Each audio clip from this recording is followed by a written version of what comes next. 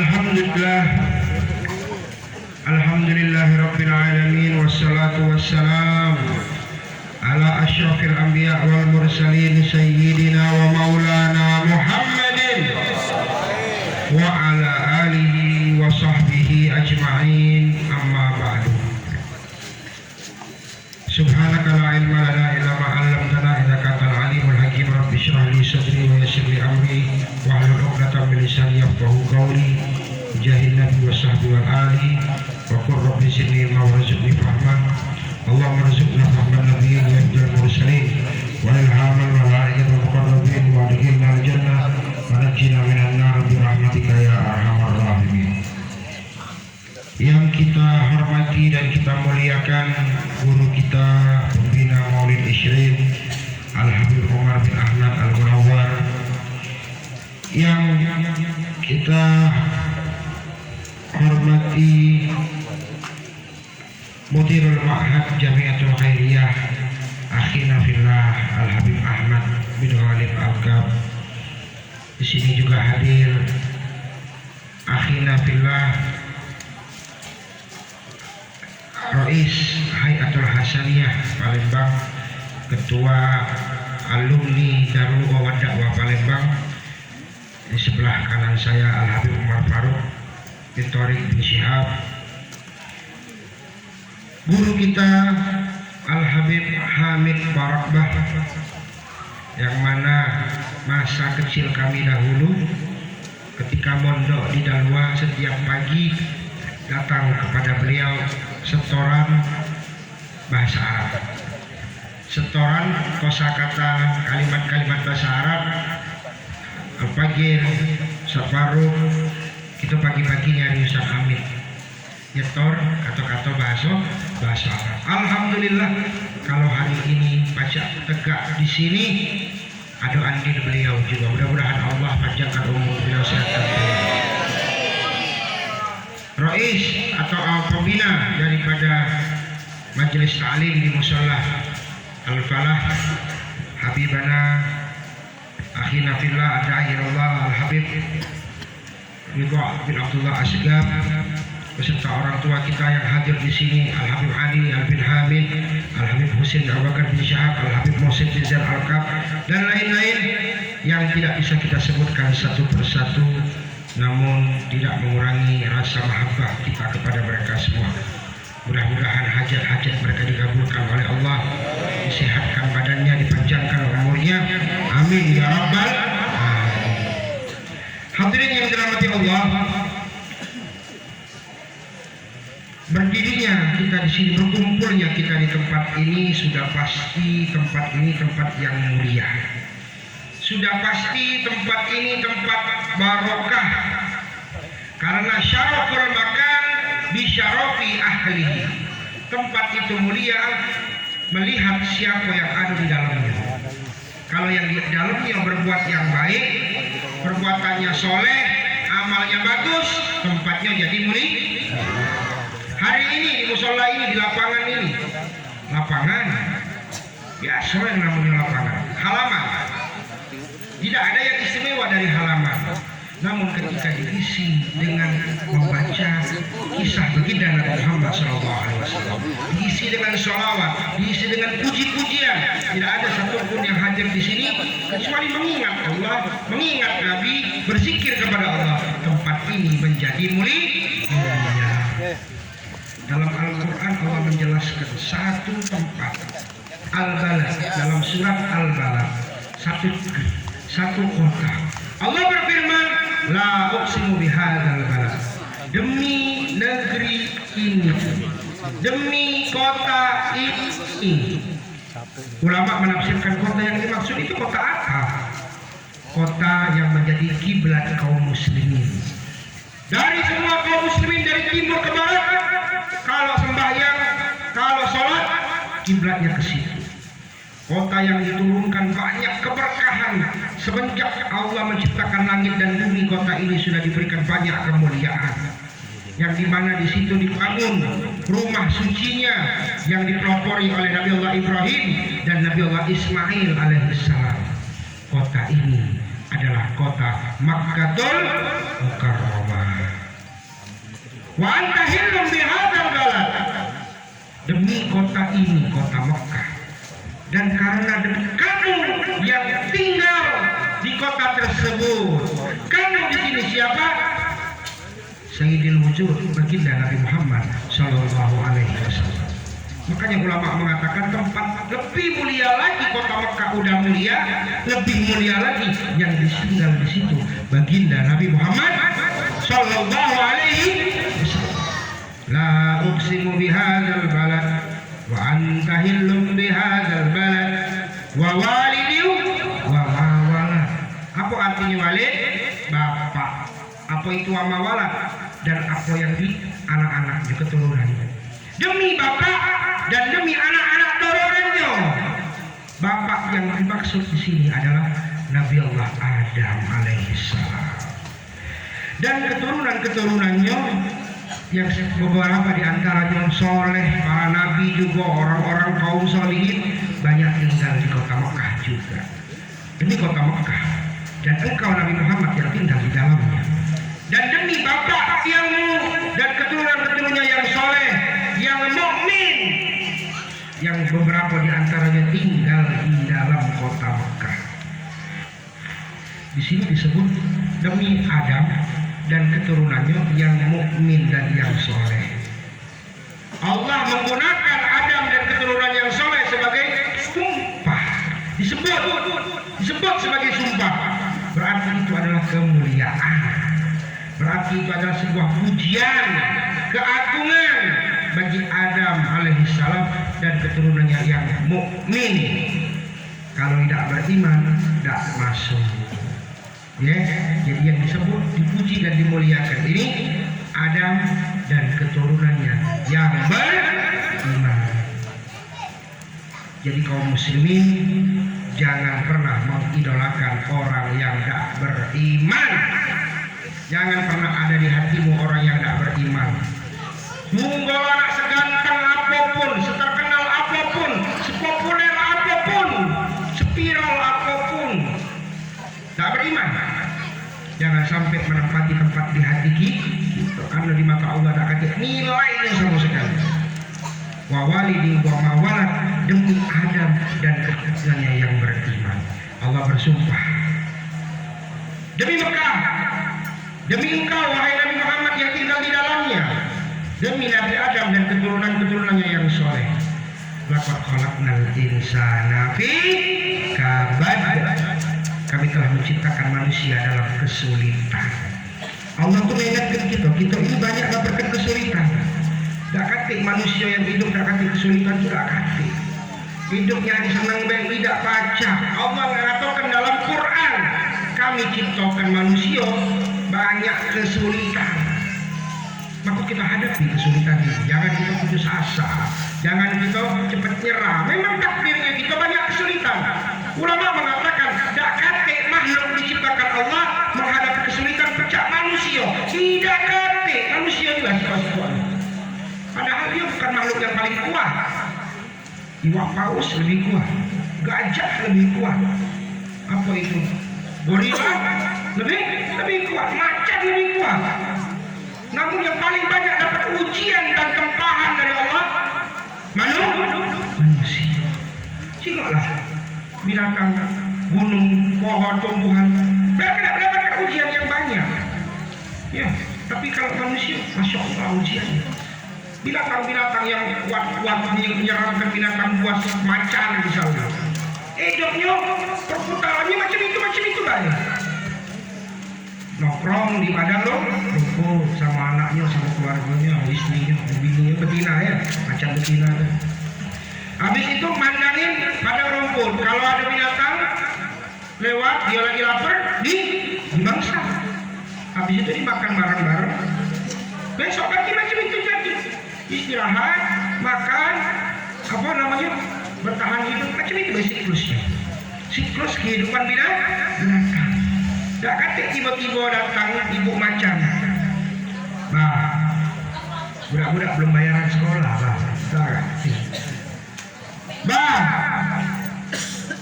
token listrik lagi.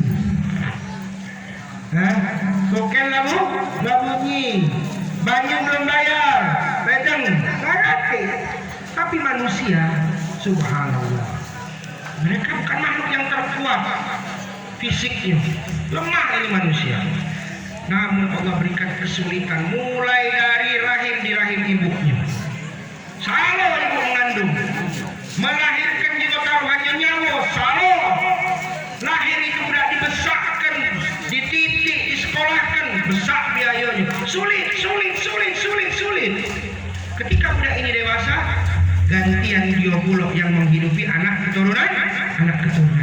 Manusia selalu dihadapi dengan kesulitan. Namun Allah yang maha adil nitipkan manusia dia akal, hati. Dengan akal dan hati mereka menjadi khalifah terbaik di muka bumi.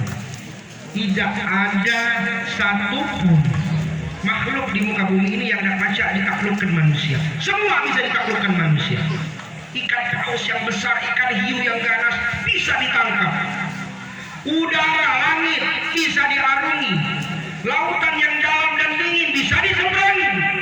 Binatang sekejam apapun, sepuas apapun dijadikan pembantu, dijadikan hiburan oleh manusia. Maka manusia banyak yang tertipu dengan kemampuan yang Allah berikan. Dalam Al-Quran, di ayat tersebut sambungannya, dia mengatakan, ayah sabul insanu an lan yaqdiru alaihi ahad. Apakah manusia kira yang mudah terbuai dengan nikmat-nikmat Allah, merasa kuat, merasa hebat? Apakah mereka kira an lan yaqdiru alaihi ahad? Tidak ada yang mampu mengalahkanmu, wahai manusia yang lupa kepada Tuhan, lalu menjadi sombong karena kenikmatan yang Allah berikan, karena dia merasa kuat, merasa punya power. Ayat ini turun kepada seorang yang bernama Abil Asyad bin Kaldah. Dia ngomong yang kuat, dia sombong. Dia pernah berkata suatu hari, siapa yang mampu menggeserku dari pijakanku, aku akan berikan hadiah ini dan itu. Jadi dia itu berdiri di sebuah alas, seperti alas terbuat dari kulit, seperti inilah misalnya ya, di tempat kita berdiri ini. Nah, itu dari kulit. Siapa yang bisa menggeser sehingga aku bergeser, goyang, ya, itu orang hebat, aku tunjuk hadiah. Beramai-ramai orang gantian untuk mendorong dia sampai dia itu dari tempat berdirinya. Tidak ada yang bisa. 10 orang tidak ada yang mampu menggeserkan kaki dia sampai alasnya itu dari kulit itu koyak-koyak, dan dia masih tetap berdiri di atas tempat berdiri. Merasa sombong juga dengan hartanya. Yaqulu ahlaktu malan lubada. Dia berkata, aku sudah menghambur-hamburkan hartaku yang sangat banyak. Demi apa? Demi memusuhi Nabi Muhammad SAW. Abil Asyad ini kuat, kaya, sombong, memusuhi kaum muslimin. Ya akhlak itu kan lubada. Aku sudah korbanin semua harta, merasa bangga, merasa sombong. Duit aku sudah buang-buang supaya kita perangnya kita lancar, perang senjata kita canggih. Ya, di sini Allah tidak menggunakan kalimat infak, bukan anfak itu, tapi akhlak. Kalau infak itu pasti bermanfaat. Infak itu bermanfaat. Tapi dia tidak mengatakan anfak itu, akhlak itu, aku hambur-hamburkan. Karena apa yang dilakukan tidak bermanfaat. Allah mengatakan, ayah sabu alam yarahu ahad. Apakah kau kira ada yang melihat perbuatanmu, wahai Abil Asyad bin Kaldah? Dan semua manusia yang sombong dengan kekuatan, dengan pengaruh, dengan harta, berbuat seenak-enaknya, berbuat semau-maunya. Apakah Allah tidak melihat perbuatanmu? Dan apakah Allah tidak bisa membalas? Tunggu di hari pembalasan, semua yang engkau lakukan akan diperhitungkan oleh Allah Subhanahu wa ta'ala. Kemudian Allah ingatkan kita. Alam naj'al lahu ainain. Hai manusia, kami telah berikan engkau 2 mata. Kau bisa melihat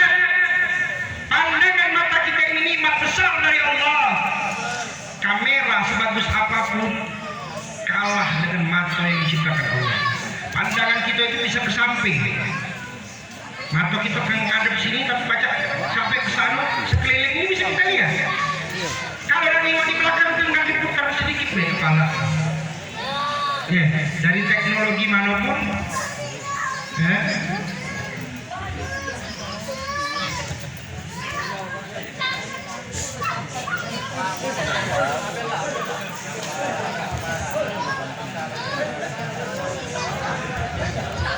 Dari kecanggihan alat manapun, ciptaan Allah lebih hebat dan lebih sempurna. Alam naj'allahu ainain wa lisanan wa syafatain, kami berikan lidah dan dua bibir yang bisa mengatur ngomong, untuk berucap, untuk berkata-kata, bisa untuk makan juga, bisa untuk meniup juga. Dengan mulut dan lidah ini mengungkapkan apa yang ada di isi hati, apa yang ada di kepala. Nikmat yang besar dari Allah Subhanahu wa taala. Wa hadainahu najdain, kami berikan dua jalan. Ulama menafsirkan dua jalan ini al-huda wa dhalal, jalan yang baik dan jalan yang buruk, jalan yang menyampaikan kita ke surga atau jalan yang menyampaikan kita ke neraka. Di akhirat cuma dua ini pilihannya, masuk surga atau masuk ke neraka. Pilih mana? Gunakan nikmat Allah yang diberikan tadi, mata, telinga, mulut, hati, pikiran, tenaga, kekayaan, akal. Kau gunakan fasilitas ini untuk memfilter jalan mana yang kau pilih. Tariq sa'adah, yaitu surga. Tariq syaqawah, yaitu neraka. Oh gitu mah, aku nak masuk surga, aku tak mau masuk neraka. Aku cinta surga, aku benci neraka. Tak mau saya masuk neraka. Cuman di mulut baik pacak kita ngomong, namun pembuktian harus dibuktikan. Kita tutup pengajian malam ini dengan apa yang dikatakan oleh Imam Ghazali. Siapa yang mengaku 4 perkara tapi tidak kata bukti 4 perkara, bohong, dusta. Ada wong ngaku cinta surga namun tidak pernah berbuat ketaatan, dusta, bohong. Ngakunya tidak masuk surga, tidak semayang. La ilaha illallah Muhammad Rasulullah. Ngaku cinta surga, tidak semayang. Allah anjur nikmat dari kita di perut ibu kita sampai hari ini. Udara tak pernah berhenti, tak pernah putus. Apalagi di Indonesia, negara yang tenang dan nyaman. Ustaz di mana-mana ada, azan di mana-mana ada. Tidak semayang. Kati agung, kati embean, kati antanan, kati antanan yang manusia tak semayang itu. Waktu 24 jam, semayang itu cuma setengah jam. Ini setengah jam. Kalau ngebut lebih dekat lagi. Semayang 5 waktu itu cuma setengah jam. Tapi kalau ngebut lebih dekat lagi. Tidak kalah, 24 jam itu banyak. Kati agung, kati Imam Al-Haddad uang kalau tidak semayang, macam uang tidak kati kepala. Mati, hidup tidak kati gunung. Manusia kalau kati kepala mati. Imam Al-Haddad yang ngomong, kalau uang kati sholatnya dalam hidupnya, pecah manusia kati kepala. Dengan mayat, dengan bangkit sama baik. Sama baik. Yang kedua, sholat yang paling nomor 1 ya. Yang kedua, ngaku takut neraka namun masih maksiat. Dusta. Aku kau mau majil naminan nar. Kapan bulan Ramadan? Mas'alukal jannah wa na'udzubika minan nar. Ya Allah, doanya ya. Namun maksiat masih. Pergi majelis, pergi pengajian. Namun minum kadang-kadang masih nyicip minum. Kalau minum le mineral tidak apa-apa. Minum kopi golda tidak apa-apa. Ini minum-minuman yang tidak usah kita sebut. Ya, na'udzubillah min. maksiat masih jalan, ngaku takut neraka, dusta. Ini kita jenguk ada umul balwa, dua musibah yang menyentuh kalangan orang di Indonesia ini banyak yang kena, dua musibah besar ini. Apa dia tadi? Meninggalkan sholat sama minum. Kalau kita bandingkan pengajian seperti ini dihadiri oleh orang-orang yang baik, pakai songkok, pakai kopiah, di tempat lain acaranya mirip seperti ini, namun yang disuguhkan minuman. Ada hajatan-hajatan, perayaan-perayaan. Sudah agak malam, minumannya ini balak yang menyebar banyak sudah di ibu pertiwi kita. Maka tugas kita sebagai kaum laki-laki, entah dia orang tua yang sudah anaknya sudah besar atau anaknya masih kecil, atau calon daripada bapak belum nikah, belum punya istri, belum punya anak, tugas kita selamatkan generasi muda kita. Sekarang aqua minerali beredar di mana-mana, bebas kita minum ya. Takutnya mungkin 10 tahun lagi di acara-acara minuman yang seperti itu dan beredar kita anggap biasa, Pak. Na'udzubillah. Hadirin yang dirahmati Allah, ngaku cinta Allah kalau tinjuk musibah masih suka ngeluh, bohong, dusta.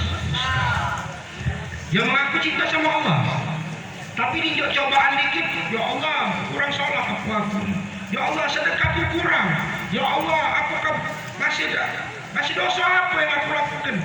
Nah ini orang yang seperti ini ngaku cinta Allah tapi cuma di mulut. Kalau cinta sama Allah, apapun yang diberikan Allah, baik dan buruk, nikmat ataupun kesedihan, terima dengan ikhlas dan lapang dada. Baru pengakuannya tulus. Yang terakhir, ngaku cinta Nabi Muhammad, tidak cinta ulama, tidak cinta orang miskin, dusta. Kalau kita ngaku cinta Nabi Muhammad, kita cintai orang fakir miskin. Ini mau umat Nabi Muhammad, saudara kita ini, bantu. Berapa duit di kantong? 10.000, unjuk 10.000. Tidak usah nak nunggu kita punya duit 1 juta. Ada duitnya warna hijau, duit 20, kasih 20.000. Kurang ajar kalau nunjuk duit yang mau ngawak bolok itu. Di mana-mana kalau sedekah duit yang ngawak bolok itu, serem itu, gampang ngawak lading. Kalau kita punya duit yang warna 10.000, jual 10.000. Adanya 5.000, jual 5.000. Jangan nyari duit yang ladingin baru kita nak sedekah. Menyenangkan hati orang muslim itu hebat ya ikhwan. Nabi Musa itu pernah waktu bercakap-cakap dengan Allah Subhanahu wa taala, dia pernah ngomong, semua ibadahku ini untukmu ya Allah, sholatku, dakwahku, semuanya. Kata Allah, tidak Musa, tidak. Buat kamu itu, sholatmu, ibadahmu, dakwahmu, semuanya untukmu sendiri. Lalu apa untukmu ya Allah? Senangkan hati saudara-saudara kita, senangkan. Tidak bikin kaya 10.000, 50.000, tidak bikin dia kaya. Namun menyenangkan hatinya itu besar pahala. Yang menyenangkan hati saudara di dunia, insya Allah disenangkan Allah di akhir. Orang miskin, ulama, cintai ulama. Intinya, kalau kita nak memberikan kesimpulan, siapapun yang dicinta Nabi, kita harus cinta. Saudara-saudara kita yang di Palestina itu umat Nabi Muhammad. Cintai mereka, bantu dan tolong mereka dengan sebisa yang kita punya. Yang punya medsos, anak-anak muda, share terus penderitaan mereka supaya dunia terbuka. Share ke kejaman Zionis supaya orang tahu siapa teroris sesungguhnya. Yang punya duit donasikan. Insya Allah ada jalurnya, nyampe juga. Ada ustaz ngomong, hati-hati kalau nak sedekah di sana. Kalau nak sedekah di sana hati-hati. Agak dikilap, agak tak nyampe, hati-hati. Ini melemahkan semangat kita untuk sedekah ya ikhwan. Tetap akan ada jalurnya. Tak nyampe pun pahala tetap diterima oleh Allah Subhanahu wa ta'ala.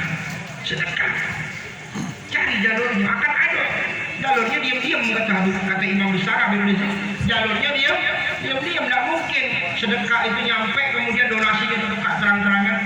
Ada orang-orang yang bisa melus ke situ, ya izin. Insya Allah ada jalannya, asal kita mau berbagi.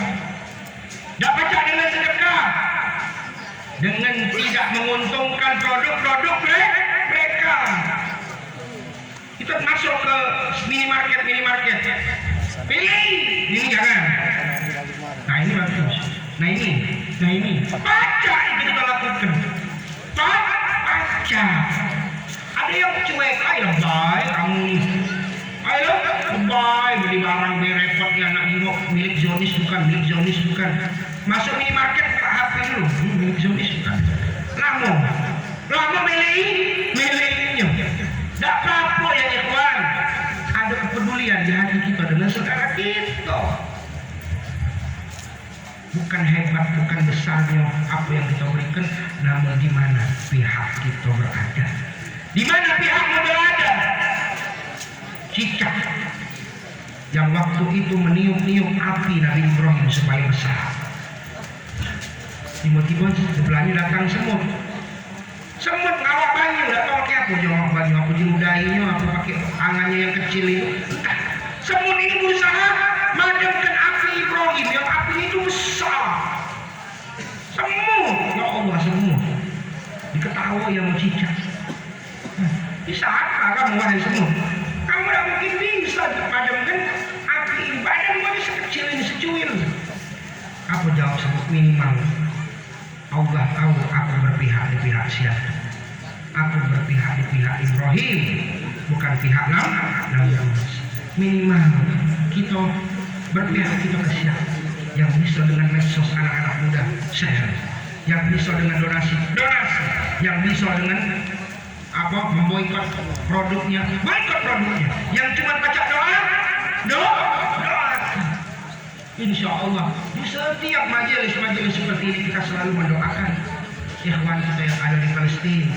Mudah-mudahan Allah Subhanahu wa Ta'ala mengangkat segala penderitaan mereka. Mudah-mudahan Allah menimpakan bala kepada kaum Zionis yang tak baca disebut lagi, tidak tahu lagi ya. Kejamnya itu sudah na'udzubillah, nak dibandingkan dengan makhluk apa tak bisa. Mudah-mudahan Allah binasakan al-kuffar, zalimin, dan Allah selalu berikan kemenangan kepada Hamas, kepada pejuang-pejuang kita. Allahumma ayyid jami'al mujahidin, Allahumma ayyid jami'al mujahidin, Allahumma ansur ikhwanal muslimin fi Palestin, Allahumma ansur ikhwanal muslimin fi Gaza. Wa sallallahu ala sayyidina Muhammadin wa ala alihi wasallam. Walhamdulillahirabbil alamin. Terima kasih untuk perhatiannya. Mohon maaf apabila ada kata-kata yang kasar atau tidak pantas, dan kepada Allah kami mohon ampun. Wabillahi taufiq wal hidayah. Assalamualaikum warahmatullahi wabarakatuh.